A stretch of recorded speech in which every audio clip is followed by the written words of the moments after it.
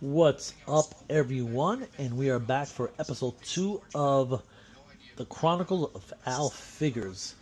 And so, a lot of times, clients will, not a lot of times, there are times where clients will want a specific color, a specific look. And anytime I'm working with anyone, by the way, I watch poker. Poker and sneaker channels is mainly what I watch on YouTube. I don't really watch anything action figure or diorama related, strangely enough. But anyway, so there are times where clients will say that they want a specific color or they'll want a specific look, which is completely okay because we're working in a partnership. Somebody commissions a diorama and they want to work. You know, I want it to be a partnership. I want it to be something where we're working on it together.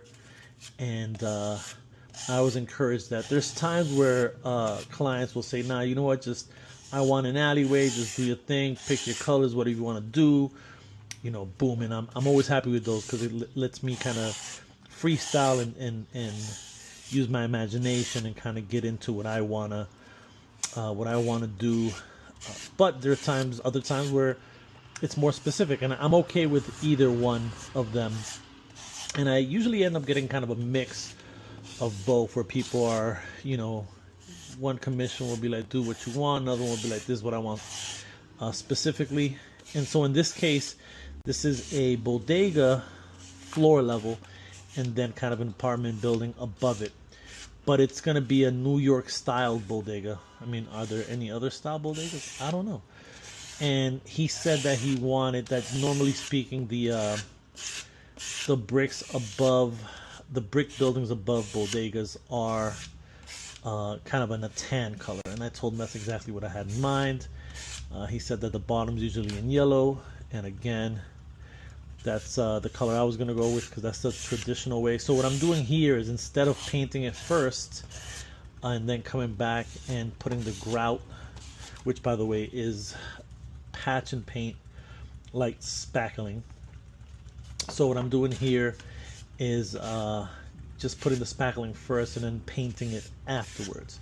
It kind of cuts a step off, which is great because usually when I paint first, I have to treat the paint so it doesn't rub off whenever I'm taking some of the excess of the spackling off. In this case, the excess can stay, and it's an easier process, so I'm cool with that. So just wanted to show you guys what that starts looking like, and then I will come back and show you guys when I start. Alright, so I have come back from a walk. I took a almost 4-mile walk today. If you stick around after this segment of the video, I am posting that walk. I actually ran into a little castle tower type thing. Not ran into, because it's always at that park, but it was open, so I was able to climb up the stairs, and man, what a climb. But anyway, so the spackling is all dry, so now it's time to paint the top of this diorama. And generally speaking, I keep saying generally speaking, that's been my new YouTube word. For the most part, most of the time, I usually have these cards that I put in between whatever I'm painting. So if I would have done the painting first and then put the spackling last, then that gap would have been there. But because I went with the spackling first, for the reasons I explained in the first segment, that's not an option. So now I have to depend on my pure painting skills.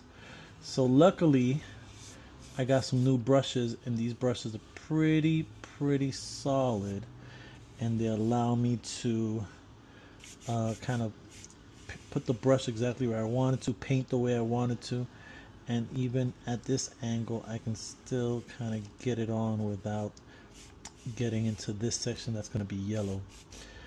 The yellow I'm using is probably not as thick or as or covers as well as this tan. This is a Nicole's Craft Studio tan, so I definitely want to try to make sure that I don't have any of the tan going on to the this part here.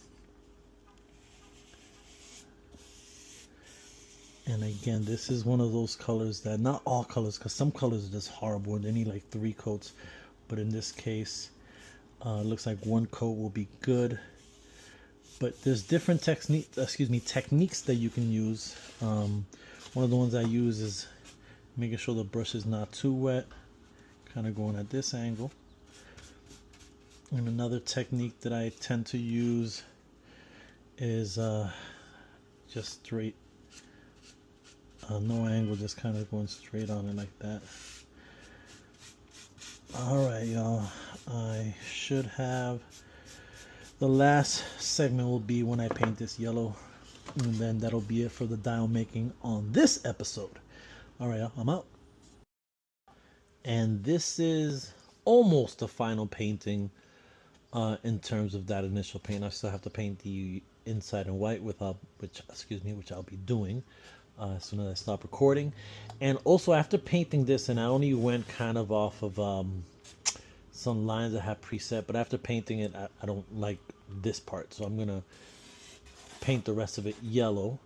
The yellow I use, and I hope I have to match it up, because the yellows I used were a combination of King's Gold for Apple Barrel and this older Nicole Studios bright yellow. I was looking for a certain type of yellow. I thought this was too bright. I thought this was too dull. Mix it together, got this color I'm very happy with.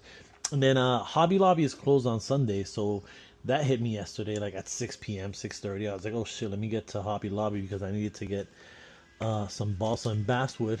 Originally wanted to get basswood, but I was looking for this particular size of basswood and they didn't have it, so this is balsa wood, and this is going to be the trimming here. And then this is going to be the window frames, and this is basswood.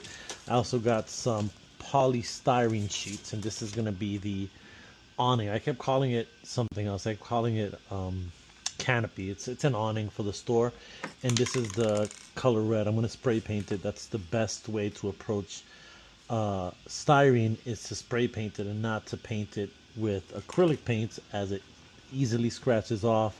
So because I'm using this red, I'm also going to spray paint balsa, which is probably the first time I've ever done that, so I can get the matching reds to kind of coincide with the bottom of the store and the top there, the awning. So this is today's mission, is painting the inside white and starting the window framing and do the doors, and then I have to start getting to work on the awning. I have to build it from scratch, so that should be a pretty good challenge. Y'all, that's the rest of, or that's the end of this episode, and I'm already plotting for future episodes, and I'm excited about that. So in the next episode, we'll have a little more progress, and we'll keep going. I'm out, y'all. Have a wonderful day. All right, so I need to take a little break, or I don't need to. I want to take a little break from the Bodega diorama so I can walk. It's time to get back to walking. So 2 years ago, when I posted my last video, I was at about 202 pounds. And as of last week, I was at 217. So I need to take care of that ASAP. And the goal is to get back down to around 200 pounds by the beginning of fall. And also, as you see my knee, I just found out I have arthritis in my knee. Shit broke my heart, y'all. It almost felt like I was getting old, because I am. I'm 50, but my mind is young, so I figure my body's young. It's a combination. There's arthritis in my family. My mom has it. Her mom, my grandma, had it. So it's more about just kind of getting back in shape. And I figured the best way is to just walk and eat better. I don't do too bad in terms of eating, but the winters in Boston are cold, y'all. So I could have joined the gym, but I love the outdoors. I fucking love being out here. So quick little break to walk at this local park near me in Brockton, Massachusetts, where I'm living now. The entire walk is a little more than 4 miles, but there's a halfway point where it makes it a 2-mile walk. So let's see how I feel at the 2-mile walk. And then I also want to see how these Meta Ray-Ban glasses, how the music sounds so I didn't bring my headphones. Alright, y'all, I'm out. So I've walked this park a bunch of times, but I've never seen this store open. So let's do this. This is dope. All right. I'm already huffing and puffing. I've been walking like 4 minutes, y'all.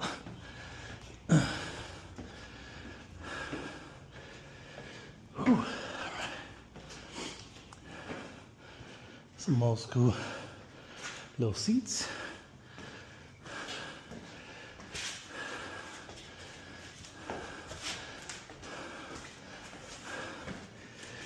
All right.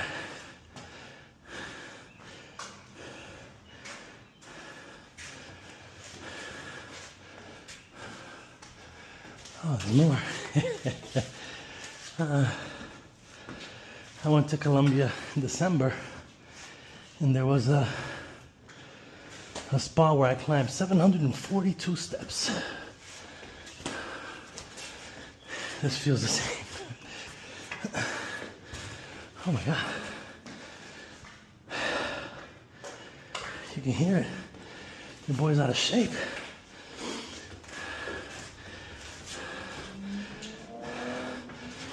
Okay. All right.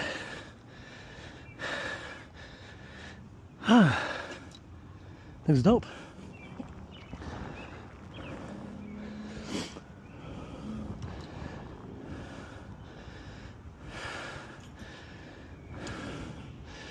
Oh, shit.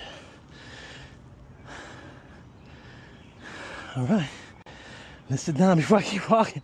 I'm about to die, y'all. About to die. All right, and I caught my breath. For the love of God. My goodness.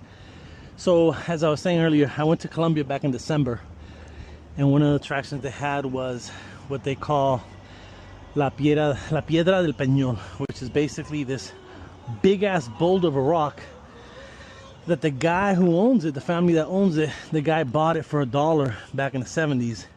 I think he charges like $5 US cash or USD to climb that little boulder. Not little, because it's huge. It's 742 steps to get to the top. I'll post a picture of it so you guys can see it, but it's wild. And yeah, I've walked this park a bunch of times, and this tower has never been open. It's always locked. So I'm kind of happy that they actually had it open today, and I got to experience what it looks like from the top. Pretty dope. They have a golf course here, and obviously as you're walking or driving by, you're not seeing most of this because of the trees, but it's kind of cool to see it from above. We got some golf dudes, golf bros playing golf. I actually have never played golf like on a course, but I have gone to the range, and I do want to go back. That's pretty fun. I actually took a golf course at my job, like a little golf class at one point. Probably don't remember most of it, but and then down here is, where was it? That's the path that I'll be walking back down. All right, y'all, it's time to get back down, get back on the grind. And yeah, this is pretty dope. I always wondered if they would open it and allow people to climb it, and I guess the answer is yes. All right, y'all, come on. All right, y'all, I decided to do the 4-mile walk instead of the 2-mile walk, and I'm at about 2.5 miles away. I guess I'm not that out of shape. I'm not huffing and puffing like I was climbing those stairs. Jeebus. But the only thing I have to say at this point is my feet are killing me. These sneakers are just not it, man. These sneakers are very old, and I guess sneakers expire. But anyway, just wanted to share real quick with you guys how much I love trees, how much I love, as a motorcycle goes by, how much I love just being around nature and just feeling that breeze. And it's a feeling that I can't explain. It's a calmness that it brings to me. And I've always, since I was younger, I remember I grew up in the city, man. I grew up in the inner city, and we would go to, I had an aunt and uncle that lived in New Hampshire and in Maine, And whenever we go up there, it would be a little more rural, and I love the feel of it. In one particular house my aunt and uncle had in Maine, they had a huge backyard, but it was like a lot of trees. And I remember just kind of walking around them and just putting my hands on the trees and just feeling this really cool energy, this real cool vibe. And I never really lost that. And I just love nature, man. I just love the earth. It's an amazing thing to be a part of, which is why it makes it difficult for me to complain much and bitch and moan. Man, this one life we get. How lucky we are to live it, and we might as well live it to the best of our ability, enjoy and in love, man, because that's it. But yeah, just wanted to rest my aching feet. It's mostly the back here that's killing me more than anything. And I'm gonna complete. It's about almost a 4-mile walk, so I just gotta complete. I have about a mile to go, a mile and a quarter. And yeah, let me keep walking. And I'm out, y'all. Alright, we're about to climb La Piedra. 742 steps or something like that. But apparently it takes just 15 minutes. So I'm gonna put these knees to the test. But yeah, this is the area. And we just found out this dude bought this rock for $5. And now this family is one of the richest families in Colombia. Crazy.